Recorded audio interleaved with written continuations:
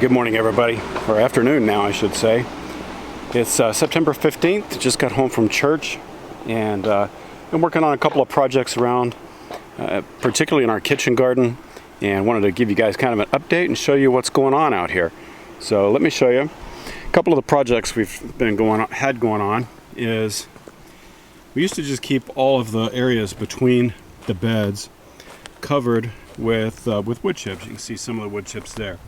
Problem is we still have, as they break down, weeds and things that will come through, making it really hard to keep this large area cleaned up. So I've taken the ground cover and put that down around in between all of our rows. I've also made these two new beds.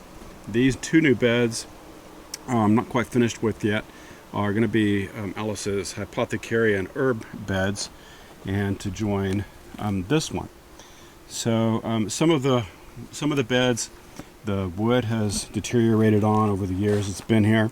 These, for example, they're not too far behind needing to be replaced, but these I just went ahead and replaced some of the wood where it was rotted out. Down here are berry beds. These are the blackberries. They're just trying to survive the summer heat.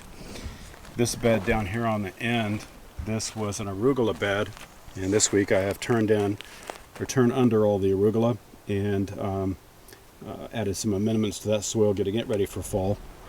And then we have this bed that used to be a strawberry bed and has simply burned up. Just could not tolerate, even with shade cloth, just didn't survive the heat. We have a few struggling survivors, but this bed I'm going to get it cleaned up as well. This bed is done and had just all kinds of things growing in there over the summer months, but about to get that cleaned out and ready for fall as well. So some of the things that we still have going, we've got some lemon balm and oregano and basil and some chives, and we have some yellow squash that are still doing good, and zucchinis.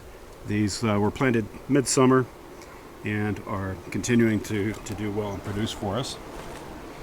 Trying to get a little bit of a head start on fall. I also put in some green beans. There's 3 rows of them in there, so those green beans are doing good. Today's project, however, is continuing to get this area cleaned up. Here's our compost. I've been turning that and getting that ready for new beds. But I have this area. It's kind of always just been a work area back here. And so what I'm doing today is getting all of the wire and the cardboard we've used for sheet mulching and all those things. And I'm getting all that loaded up in the truck so I can take it all out to the barn to store it or use it in other places. And that will allow me maybe today, maybe early this next week, to continue getting the cloth ground weed barrier put down. This bed is a fall project. This has a lot of asparagus plants in it that we grew, but it has been taken over by the grass from the neighboring pasture here. And over the fall, we're going to take that out and transplant those to a new location, and of course take out the grass. So that's what's going on here in our kitchen garden. Oddly enough, one of the things we've been wondering about, we had, I think it was powdery mildew that has just decimated the cucumber plants. But the funny thing about this is, you can see this guy right up here, is they keep trying to come back, and we're getting still 3 to 5 cucumbers a week off of these 2 that are trellised up here on these vines. So there's another little guy right there. But so even though they looked like they were completely dead, they are trying to come back out. And you can see down here that they are also continuing to flower again. So I'm trying to get this kitchen garden area cleaned up for our fall planting and doing some routine maintenance things to make it better for next season. So another thing I have not done during the summer, I really thought and had the thought that microgreens wouldn't do well in our garage setup because it's so hot and with the heat. It has proven me wrong. Take a look at this. So just as an experiment, I did some arugula microgreens, some cabbage, some broccoli, and some kale. And these are in these little 4-inch pots. Like I said, it was just an experiment to see if this would work. even in the heat. And so I'm just keeping these trays with the water in them and misting them a couple times a day, and they are continuing to grow. And so we're going to be doing more microgreens. I've learned my lesson not to always think that these things won't work in the heat, because you know, today like I said, it's September 15th, and it is 101 degrees. It's almost 1 o'clock in the afternoon. It's 101. I hope fall's coming. They keep saying it's coming, but has not arrived yet. But the microgreens continue to grow despite the heat, just keeping them watered and keeping those 10-20 trays with some water in them. So continuing on out here in our area that is what we're using, creating our market garden in. Let me give you an update on this area. We have our boysenberry bed right here that I have not gotten the watering system installed on, so we're still having to water that by hand. I know it looks a little bit dead, but it's actually not.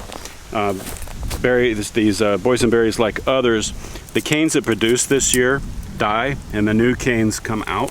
So we need to cut out all the old dead canes so the new ones have plenty of room to grow. We have harvested the sunflowers. They are actually in our kitchen waiting for us to salt and roast and get those ready for our use.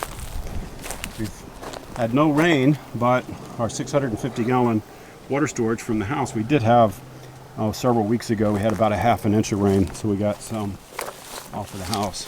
These beds have had a lot of grass and weeds and things. There are 3 30-inch beds in there. We've covered those with the plastic and weighted it down to help get rid of that. This area back here, we just tilled that up. This area is going to get plastic on it as well. But you can see, using the drip irrigation, the drip water lines, we still have tons of tomatoes. These sun golds show no sign of letting up. They flower, they produce, they've got some dead spots in them from the heat and where they're just shedding some leaves and foliage, but they're doing good. The Italian basil, still doing really good. This has been cut, can't tell you how many times over the summer we've cut these to take them to, both for our own use and to the Midlothian market. But these sun golds are so prolific. They have tolerated the heat, and just really more of them than we can use. I have learned that probably won't plant so many of those in the coming years.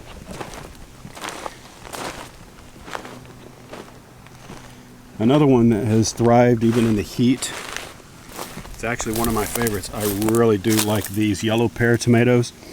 They have tolerated the heat. They just, again, continue to produce and continue to flower, so doing very well. These guys right here, at the moment I can't even remember what these are. I'm not sure. These might be the Abe Lincolns. So yeah, that's exactly what they are. These are the Abe Lincolns, and they haven't fared as well. I'm really not seeing any new flowers or anything on these Abe Lincolns. Some new growth and some new foliage coming back on them, and some things that need to be trimmed up and get going again. The black vernissage, which a lot of people don't seem to be familiar with, markets and things, but we love them. They're really medium-sized, small tomato, and these guys have also been really heat tolerant. Still need some they need to get put up and staked up a little bit better, but they also are coming back and producing flowers again. But this whole row is just that. Another one that's done really well in the heat is the Cardinal Basil. These have been cut many times and continue to grow. Got them interspersed between all these tomato plants. The these are Roma type, but they're San Marzanos. They're slowing down, but you can see the plants they're putting on some new growth and still giving some tomatoes, although they are kind of small. So maybe with the onset of some cooler weather, those guys will come out and grow very well. And this fall, maybe give us another crop. The okra, which we literally almost have to cut this every day. I'm going to get out here in just a few minutes and cut the okra, but we've got one 50-foot row here. A lot of it is too big. Have been 2 days since we have harvested it, so need to get the rest of these okra. Pepper plants, those guys are all doing really well. Again, I think we planted way too many, and unfortunately a lot of people in our market are just unfamiliar with the Italian style bells and bell type peppers like these Marconis. These are absolutely wonderful. In this heat, they're pretty small. They're pretty small, but they are very, very good and just really tolerate our horrible soil conditions, as you probably know. These are all of the F1 giant jalapenos. These were harvested last week, but already we're getting more of these and they're flowering again. So those jalapenos are still doing really well in the heat. These large tomatoes here have a lot of insect pressure, but still getting tomatoes. These are like a Beefmaster steak type tomato, and despite the heat, this heirloom variety is still, you can see right there, these guys are still producing tomatoes as well. So I'm hoping, because again these are flowering, that we'll get another fall harvest of tomatoes out of these guys. One of the things we kept neglecting to do was get watering systems set up back here on these poor little apple trees. So as you can see, this poor guy, he still has plenty of life. His limbs and things are great, but between the grasshoppers and the heat, his foliage is pretty bare on this one.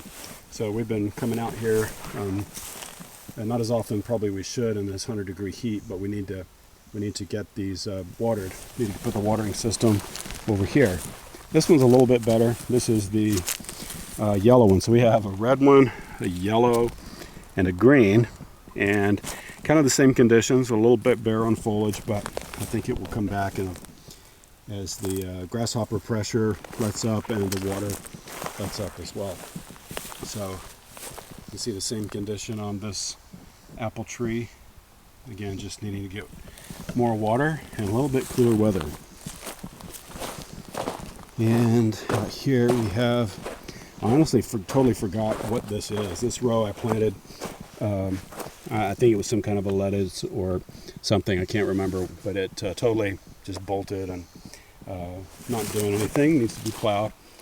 These are tomatillas, and our tomatillas, again, I think I planted too many of them. Got two, one 40-foot and one 50-foot row, and they just continue to produce. We've got lots of tomatillas forming on here, but just not getting a chance to get them harvested and used. Chickens, see if we can zoom in on those guys over there. They are all trying to stay in that chicken tractor out of the sun and stay cool in their little chicken tractor out there. The mulch mountain continues to get worked to prepare soils for next year. And out here we have, for the fall, we're hoping that some of these, either, I think these guys right here, this is a row of watermelons. There is a row of cantaloupes. So I hope those guys will produce something before fall. These have never even been on water. These are some Connecticut field pumpkins we put out, hoping that they would produce. And we've got, I think out of all of these plants that are over here, there's one nice orange one right there. Oops, I just stepped over one. There's a nice green one right there. There's one that's growing, so there's another one over there. Not sure how many we're going to get, but it looks like there's maybe 5 or 6 that are coming along. So this area, did a video on our new Yanmar tractor, and just tilled the top couple of inches for this, getting this ready to add amendments and continue to work on the mulch being brought by the tree companies to compost that and bring some soil out. So far so good. The last thing we want to talk to you or show you is, You know, we did an experiment. We bought an heirloom organic tomato at Sprouts that we just liked the look of the tomato. And so we planted all those guys in the greenhouse. And when the weather was cool, we actually got, I don't know, maybe 8 or 10, 12, something like that, of these really pretty heirloom tomatoes. But that's not very good considering how many plants there are. And you can see our jungle has just kind of gotten the better of us. They are flowering, they're just not producing fruit. See, there's a green one right down there. And I think I see a red one back here. If I can get to it. Pretty sure I saw it. Where did it go? Ah, there it is. So they're still putting on a few, if you can see them right in there. Pretty little tomatoes, but the plant growth has been phenomenal. This is in the greenhouse, and again, this was just kind of an experiment to see if those would work, and they really haven't worked as well as we would have liked. But hopefully we'll get this taken care of and composted it and try something else in there soon. Our cut flowers, really the only thing we've been able to sort of manage and get a few flowers out of are the zinnias. They've right now got a bunch of dead heads in there that need to be clipped, so they'll regrow. But just continue to work on all those things. Yes, yep, it is super hot out here. I know it's over 100 degrees. The Trinity Haymarket has been, we've been raising pullets, raising chicks up to be pullets. I really can't see them, but there's only 3 left. They've picked up all of those pullets, so there's only 3 left in there, and that need a home. So what we do have is a new batch of chicks. Let's go see them. All right, so you guys might remember the video my wife and I did making this chicken brooder. And inside here we have a whole bunch. I think there are 40 little chicks that we're raising again for the Trinity Haymarket. And there's 4 different kinds in there, but these guys are doing well. So if you need some backyard chicks, you can talk to us or the Trinity Haymarket, and we'll get you set up.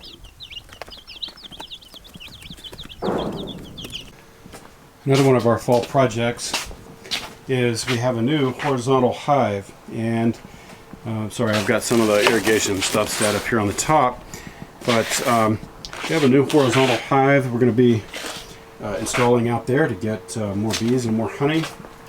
And that's another one of our fall projects. Got to get its location set up and get this guy. We want to paint it white to give it make it a little bit cooler and help protect it from the weather. But we have ordered the bees. We'll go pick those up in May, I think it is, down near Austin. So getting our bees from beeweaver.com. And local Italian type bees that are more native to our area. We're also hoping and planning on catching another swarm so we can create at least 2 more of those horizontal hives to have plenty of honey and help pollinate all of our trees and fruit trees and all of the herbs and things that we've got going on out here. So anyway, that's our garden update. I'm going to get back to work cleaning out that kitchen garden area and finish up projects for today. Hope you guys have a great week, and God bless you. And anything we can grow for you or your family, just let us know. Thanks. Bye.